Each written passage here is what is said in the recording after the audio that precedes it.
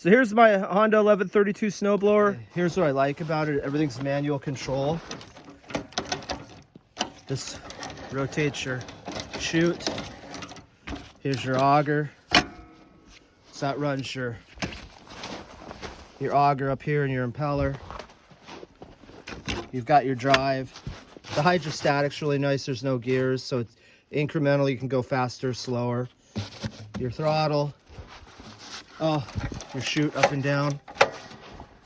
Choke, and then a key, which is a screwdriver would work. I guess you don't want anybody driving away on your snowblower. I don't know. Oh, and then this aluminum foot pedal, and that angles you up and down. Here's the thing about the new ones they came out with. They made that. It works somehow. It's motorized, and I guess some people like it. To me, I'm on that pedal all the time, and I'm not big on complication. I don't want to work on my snowblower. I'll change the oil in it. That's fine. I don't need to work on my freaking snowblower, and I can just use that part braking. And then my buddy said, one of our neighbors, you know, because the new ones, I don't know why Honda changed it. They put some type of electric servo thing on here for your chute. So you got like a switch, and I guess that'll freeze up if you leave it outside. Like, great. I will take this any freaking day. And I keep mine inside the garage, so it's always nice and warm, thawed out, ready to go. And if you end up buying one of these used, I think the new ones come with this. What I had to buy on 02, this is a rubber shroud that goes around a carburetor. If you're up, like when I was blowing into snow, you know, here next to the tent, I would actually get carb icing. It would start running like crap because it would get everything too cold. And they came out with this rubber shroud. I guess that was 20 years ago. I don't know. Anyway, I ended up buying one. I think the new ones come with it, and that allows it to run when it's getting covered in snow. And I need to clear between the building, I need to clear between the shed and the tent because the snow slides off and it'll cave in the sides. And I knew this was going to be a problem when I put the tent here. It was a last minute decision I made this fall. I was trying to put it in the most sheltered part of my yard that I had cleared out. And it's a real pain in the ass right now. So the big problem is I can only blow forward, and I have to be careful because there's rocks and stuff. There's no base, even though I blew through there probably a month ago, and you don't want to suck rocks up with your snowblower.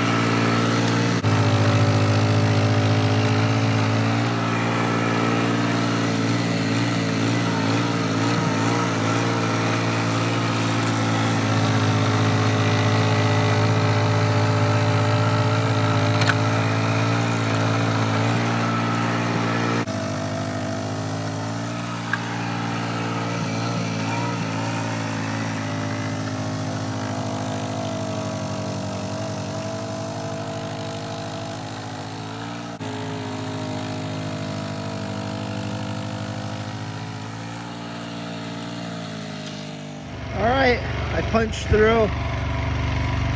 I'll have to peel this stuff away from the sides of the tent. Then I get the snow off the top. I knew this was not ideal to have the tent this close to a building and have no working room and only being able to throw out the front.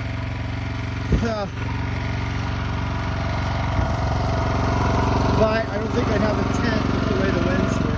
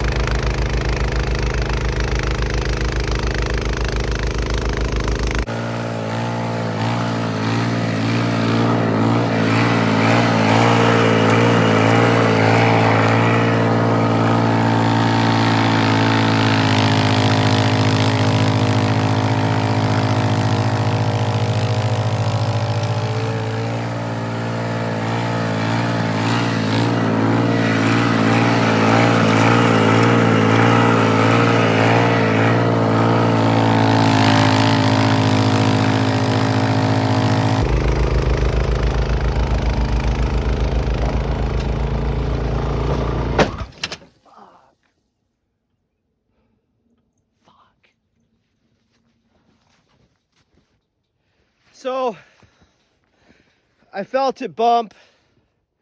I reversed out. I don't remember if I turned the auger off or not. If I didn't, I should have. I had to watch the video and find out what the fuck I did. I'll show you the rock I just sucked up. I think I'm okay, hopefully.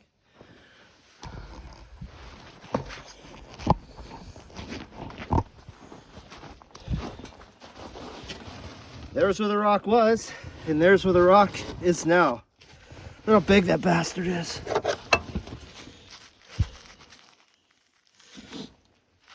Okay, see my shear bolt's still alive.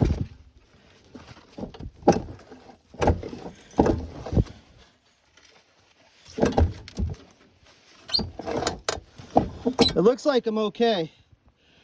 I also chewed up a stick. So, if you snow blow, chances are you know. You got your shear bolts here, little 10mm head bolts. Those usually break, or you'll break this bolt, which you need to get from the Honda dealer or online somewhere, because that's a special bolt for the impeller. This is like a planet killer. I've actually, my other blower I had since 2002, poor thing, through so many rocks, I've actually cracked that housing. My chute broke loose. I didn't have a welder, so I pop riveted it back on.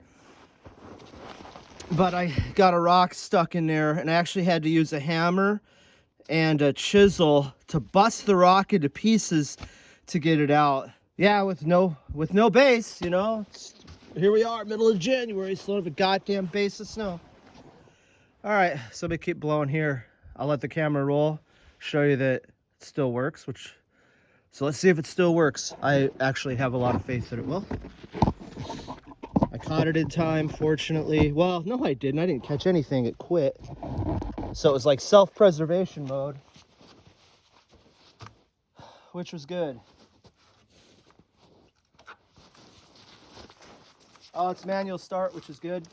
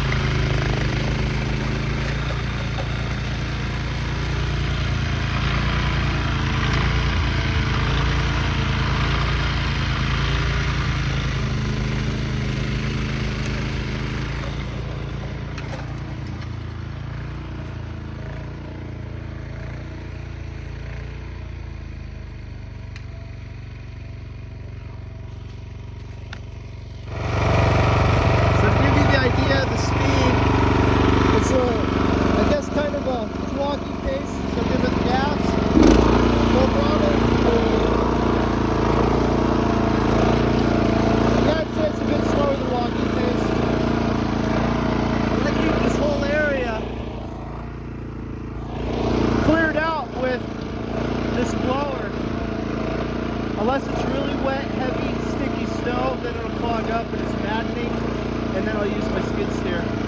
But it's amazing how much snow you can move with one of these with that little bit of gas that you put in it.